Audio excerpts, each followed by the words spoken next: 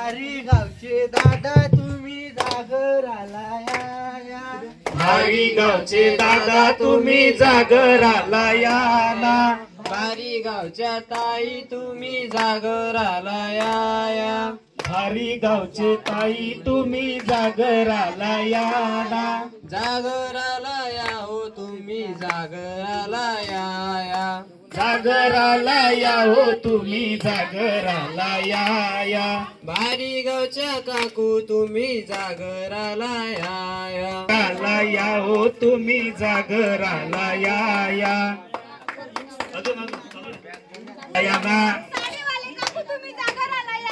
साडीवाले काकी तुम्ही जागराला या ना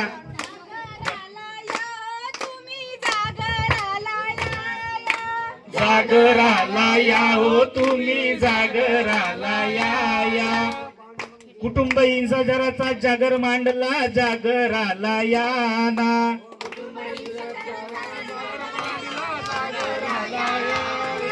जागराला या हो तुम्ही जागराला या ना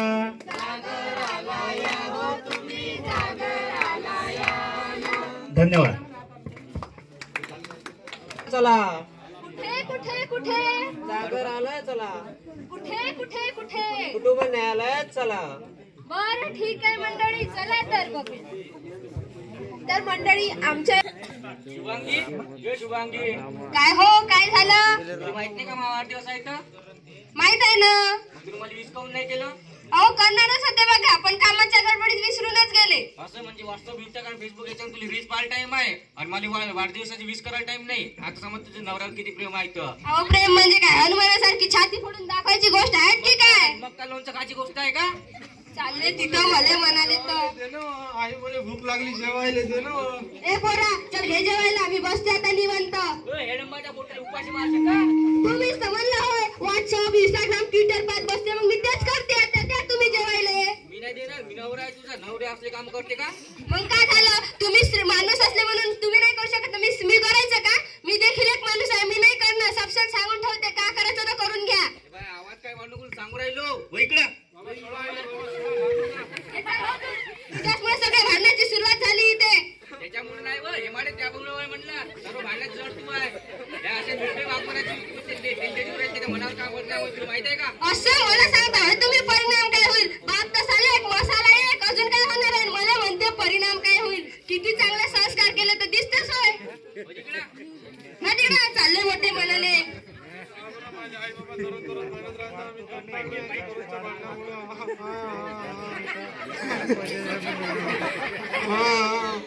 कंटाळलो यांच्या दररोजच्या भांडणामुळं. मी आता त्रासलो. मी मला काहीतरी करा वाटते.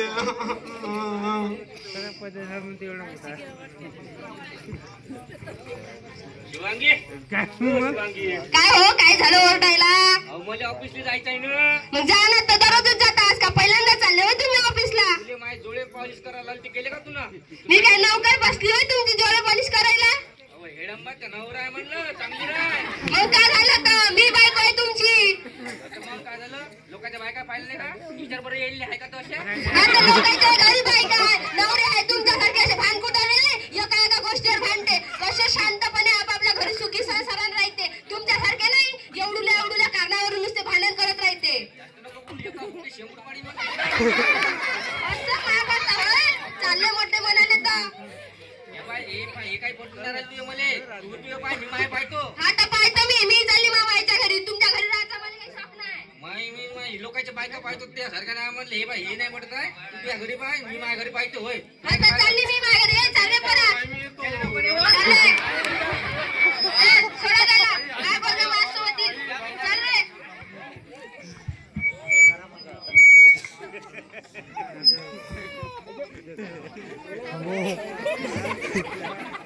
नमस्कार नमस्कार कसे काय येणं झाले भाऊ बसा चहा पाणी घ्या नाही असं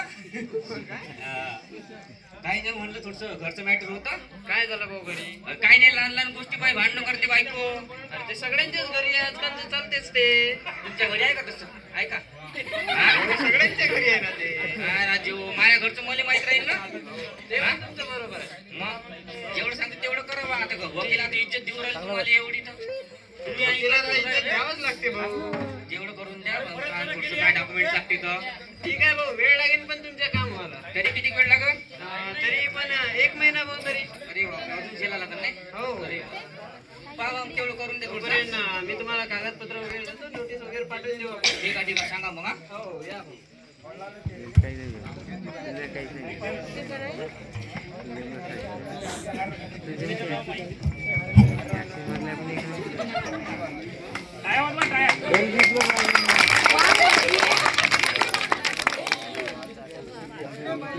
अपना गम नहीं होता तो घरी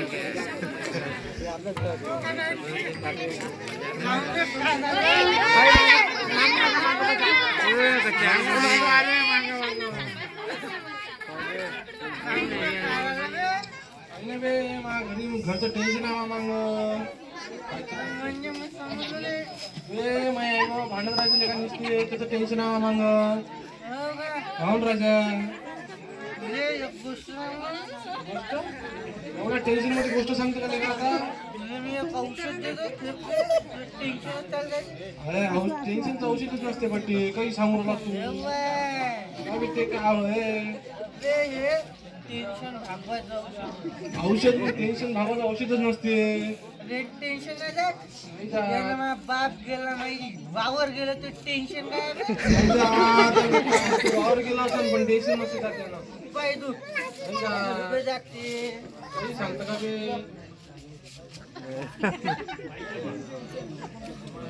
एक गिलास चपाती द्या चपाती द्या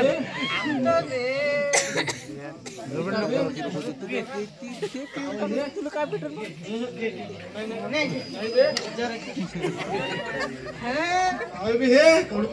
हे सुदर्शन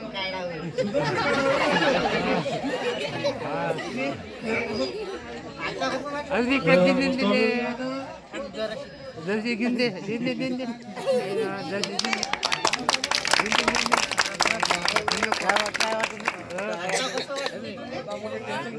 मस्त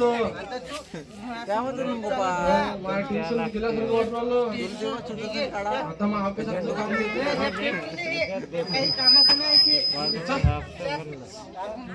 कुठं चालते दुबई भाई दोघं भाऊ कुठं चालले तर मंडळी कसं वाटलं पथनाट्य?